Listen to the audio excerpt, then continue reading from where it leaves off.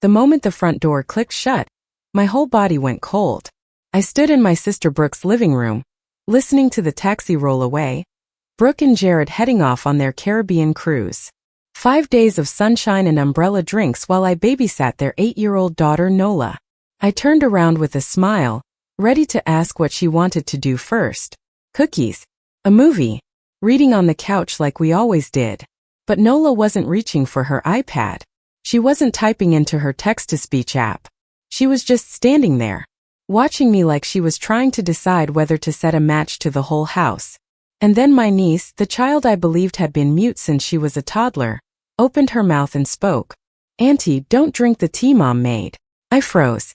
Her voice wasn't shaky or uncertain. It was clear, smooth, normal, like she'd been talking her whole life. "She's planning something bad," Nola whispered. The thermos in my hand suddenly felt like a live grenade. I couldn't breathe, couldn't blink, couldn't do anything except stare at her and think, Nola can talk. And she's warning me my sister tried to poison me. Let me back up 6 hours because you need to understand how I got here. How I ended up standing in Brooke's house realizing my entire family story was a lie. My name is Lisa Rains. I'm 32. I'm an accountant in Columbus, Ohio, so yes, my idea of a thrill is a spreadsheet that balances on the first try. And that Saturday morning started normal. Coffee. Quiet apartment. Peace. Then my phone rang. Brooke. My older sister. 6 years older, but sometimes it felt like 60. Her voice came through honey sweet. The voice she uses when she wants something and doesn't want me to notice. "Lisa, I have the biggest favor to ask." She and Jared had booked a last-minute anniversary cruise. 5 days. Caribbean. Romantic. Spontaneous. And they needed me to watch Nola. Of course I said yes. I always said yes to Brooke. And I genuinely loved my niece. Even with the iPad, even with the silence, there was something about Nola that made you want to protect her. She had these big, watchful eyes like she stored the world away behind them. Brooke told everyone Nola had a rare neurological condition. "We caught it when she was 3, she'd say. "Nothing can be done." I never questioned it. Why would I? She was my sister. Mothers don't lie about something like that. Right. I hadn't been around much when Nola was little. I moved to Chicago for work right after she was born. I'd visit on holidays here and there. By the time Nola was 3, Brooke's narrative was already fully built. Nola was already the mute child. And Brooke was already the devoted martyr mother. Then 2 years ago, I moved back to Ohio when our mom got sick. Cancer. The slow kind. The kind that takes your family apart in tiny pieces. Dad had already died a few years before that. Quiet heart disease, quiet funeral, quiet absence. After he was gone, it felt like the whole family leaned on Mom to keep us together. And when Mom started fading, Brooke became louder, more controlling, more involved in everything. When Mom passed, she left a trust, about $1. $2 million. Life insurance, savings, everything they built. And she was smart about it. Both Brooke and I had to sign for major withdrawals. 2 trustees. 2 sets of eyes. Mom also left me the family home, because Brooke already owned property. At the time I thought it was fair. Now, looking back, I wonder if Mom was protecting me. Anyway, Saturday afternoon, I drove to Brooke's house around noon. Nice neighborhood. Big lawn. The kind of home that looks like it has rules. Brooke opened the door and hugged me. A hug. Brooke is not a hugger. You're a lifesaver, Lisa. Truly. She looked perfect. Hair, nails, luggage ready by the door like she was walking into a magazine shoot. Jared was loading bags into the taxi. He barely looked at me. Just a quick wave, a mumbled hello. He looked sweaty, nervous, like he didn't want to be seen. I noticed it, and I ignored it, because ignoring things is basically my family tradition. Brooke gave me the full tour like I'd never been there before. Kitchen. Nola's room. Remote. Then she opened the fridge and pulled out a large thermos with a yellow lid. She pressed it into my hands like it was a gift. "I made this for you," she said. "Herbal tea. For stress. You look tired, Lisa." Something about the way she said it made my stomach tighten. It wasn't caring. It was rehearsed. Like she needed me to accept it. But I smiled. I thanked her. I didn't push back. Because Brooke has always been the one with solutions nobody asked for. When I had a breakup at 25, she sent me lavender oil, green juice, and a vision board with pictures of George Clooney. Manifest your future husband, she'd said. I still have trust issues with vision boards. The taxi honked. Brooke hugged me again. 2 hugs in one day. Jared didn't say goodbye. They rushed out the door, climbed in, and the car pulled away. I watched it go. Closed the door. Turned around. And that's when Nola looked at me like she was about to save my life. Auntie, she said softly. I nearly dropped the thermos. Don't drink that. I went numb. My brain couldn't decide which part was worse. That she was speaking, or what she was saying.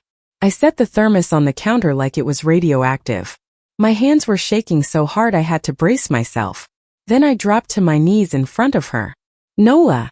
My voice broke. You can talk. She nodded once. I always could, she whispered. Mommy made me stop. The room tilted. What do you mean made you stop? And that's when my niece told me the story that snapped my entire life in half. Nola wasn't born mute. There was no neurological condition. She spoke like any toddler. Sang songs. Asked questions. Said I love you at bedtime. Until she was 3. One afternoon she was upstairs playing and came down for juice. She paused by the kitchen doorway, quiet, unnoticed. Brooke was on the phone, and Nola heard my name. Then she heard words she didn't fully understand, but she understood enough. Aunt Lisa out of the picture, Brooke said. When Dad's gone, then Mom. Then we get everything. She trusts me. She's so stupid. Nola was 3. She didn't know what out of the picture meant. But she knew Aunt Lisa. And she knew the way her mother's voice sounded when she said stupid. The next day, Nola asked one innocent question. Mommy, what does out of the picture mean? Brooke's face went flat. She grabbed Nola's arms hard enough to leave bruises. Knelt down until they were face to face. And she said the sentence that stole my niece's voice for 5 years. If you ever speak again, something terrible will happen to Aunt Lisa. Nola's lip trembled as she told me. She said my voice was dangerous. Nola whispered. That every word I say hurts you.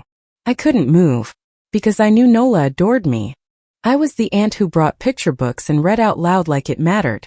So when Brooke told her silence would protect me, Nola stopped talking. A 3-year-old decided to give up her voice to save me. 5 years. 5 years of silence. 5 years of fear. And Brooke took her to doctors. Collected a diagnosis. Performed the role. And everyone applauded Brooke for being Mother of the Year. I stared at the crystal plaque on the mantel, and something inside me went sick and hot. What else do you know? I asked Nola, barely able to speak. And that's when she told me the real danger of being the quiet child. Adults forget you're there. They talk like you're furniture. And Nola, silent, invisible, heard everything.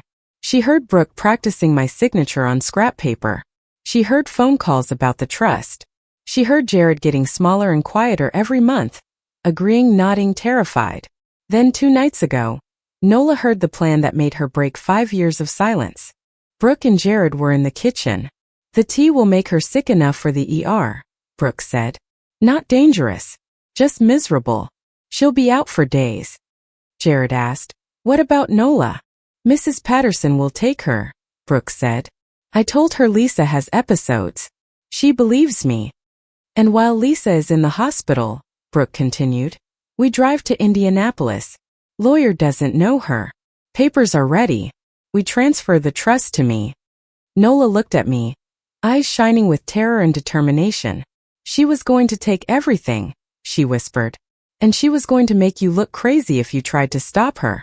I pulled Nola into my arms so tight she squeaked. You saved me, I whispered into her hair. Do you understand? You saved my life. Her small arms wrapped around my neck. I couldn't let Mommy hurt you, she said. Not anymore. I looked at the thermos on the counter. Yellow lid.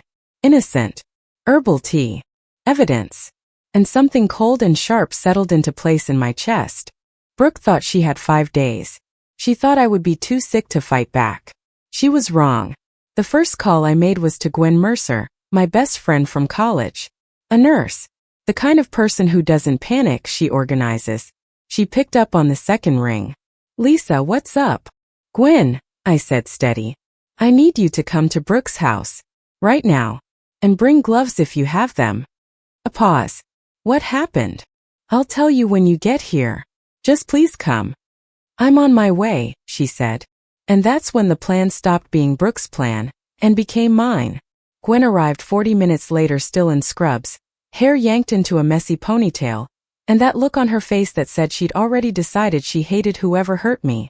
She stepped inside, took one look at my shaking hands, and didn't ask for small talk. Start. Now. So I told her everything: Brooke's cruise, the thermos, and Nola. Nola speaking. When I finished, Gwen didn't react the way most people would. No dramatic gasps. No, are you sure?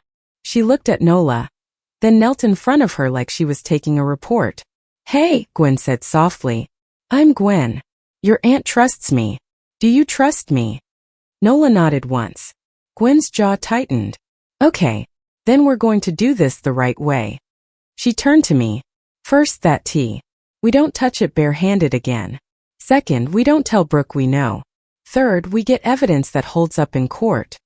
Accountant brain and nurse brain, perfect combination. Gwen pulled a pair of gloves out of her bag like she'd been born prepared for crime scenes. She took a sample from the thermos into a sterile container, sealed it, labeled it with the date and time. What are you doing? I asked. Chain of custody, she said. You don't want your sister's lawyer saying you tampered with it. She looked at me. Do you have any idea where Brooke keeps paperwork? I looked at Nola. Nola hesitated, then nodded. In the office. There's a drawer. It's locked. Do you know how to open it? Gwen asked. Nola's eyes flicked away for a second. Yeah, she said quietly. She never noticed me. That sentence hit harder than the poison. Nola led us down the hall to Brooke's home office. Perfectly staged, perfectly clean. Like nobody in that house ever had a real emotion. The desk had one drawer with a digital lock. Nola didn't even pause. She typed 0315. The drawer clicked open. Of course it was sentimental. Brooke couldn't do evil without wrapping it in a bow. And inside I felt my stomach turn. There were bank forms, trust documents, authorization letters, with my signature. Except it wasn't my signature. It was close enough that a stranger might not notice, but I noticed immediately. The angle was wrong. The pressure changes were wrong. The loop on my L wasn't mine. Gwen started photographing everything. Every page. Every date. Every signature block. Then we found printed email threads with a lawyer in Indianapolis, Warren Ducker. Subject lines like, emergency trust transfer, co-trustee unavailable, power of attorney questions, and lines that made my blood run cold. Lisa has episodes. She becomes paranoid. I'm afraid she's unfit. Brooke had been building a file on me. Not just stealing money, preparing to destroy my credibility if I fought back. A folder labeled, Lisa mental health concerns. Inside were pages of handwritten observations, dates, fake incidents, fake breakdowns, like she was writing a script for who I would become in court. Gwen's voice went flat. This is premeditated. My accountant brain kicked in hard. I found bank statements. Not just 1 or 2 months and months. Withdrawals. Transfers. Small amounts. Regular intervals. It wasn't the under $15,000 thing people always say. It was smarter than that. It was pattern camouflage. Money leaking out slowly enough that nobody watching casually would scream. But numbers don't lie. And these numbers said, Brooke has been stealing for over a year. Then Gwen's phone buzzed. She stepped away, listened, and came back with her face tight. My lab contact ran a rapid screen on the tea sample, she said. It's not lethal, but it's absolutely meant to incapacitate. She lowered her voice like she didn't want the walls to hear. Sedating agents plus a harsh gastrointestinal compound. The goal isn't death. The goal is dehydration, disorientation, can't think straight, can't make calls. You'd be out for at least 2 days. Nola's warning had been exact. Brooke wasn't trying to murder me. She was trying to remove me from the board long enough to empty the trust. I sat down hard in Brooke's desk chair. My hand stopped shaking. Not because I felt better. Because something in me went cold. Gwen leaned in. Who do you trust in law enforcement or legal? One name came up immediately. Kevin Calloway. We studied together in college. He went to law school. Now he worked as an assistant prosecutor. I called him. I expected disbelief. Instead, Kevin went quiet, professional quiet. Then he said, "Lisa, don't do anything alone. Do you understand me?" "I understand. This is fraud, forgery, child coercion, and attempted poisoning. You already did the most important thing, you kept the evidence." "What do I do?" "You let us control the timing," Kevin said. "Your sister can't know you're onto her. If she spooks, she runs, and she takes whatever money she can reach." I stared at the thermos on the counter. "I have to pretend I drank it." "Yes," Kevin said. "You play sick. You play helpless. You let her walk into the trap thinking she's winning." That's when I realized the next 3 days weren't going to be about fear. They were going to be about performance. Day 2, the performance. I sat in Brooke's living room, phone in my hand, Nola curled beside me on the couch, quiet, watchful, like she didn't trust the air. I called Brooke. It went to voicemail. Perfect. I let my voice shake. Let it sound weak. Embarrassed. The way Brooke expected me to sound when I was too much. "Brooke, something's wrong. I've been sick all night, throwing up, dizzy. I can barely stand. I think I need to go to the hospital." I paused like I was trying not to cry. "Nola's okay. Mrs. Patterson can take her if I have to go in. I'm sorry to ruin your trip." Then I hung up. Gwen raised her eyebrows. "Not bad," she said. The tremble at hospital was convincing. 2 hours later, Brooke texted. Not a call. Not panic. Not concern for her daughter. Just a message. "Oh no, crying face, feel better soon. Don't worry about Nola. Mrs. P is great with kids. Rest up, red heart." I stared at that heart emoji like it was evidence too. Because it was. A normal mother would demand details. Brooke didn't want details. Brooke wanted me sedated and compliant. Tracking the cruise, Gwen's husband worked in IT. And Jared, nervous, sloppy Jared, had location services on. One Instagram post was enough. Geotag. Indianapolis. No cruise ship. No beach. Just a coffee shop in Indiana. Exactly where Nola said they'd be. Kevin confirmed. Local police had been briefed. A financial crimes investigator was assigned. And yes, because the planned transfer crossed state lines, federal interest was likely. But Kevin was clear about one thing. Don't dramatize. Don't tip your hand.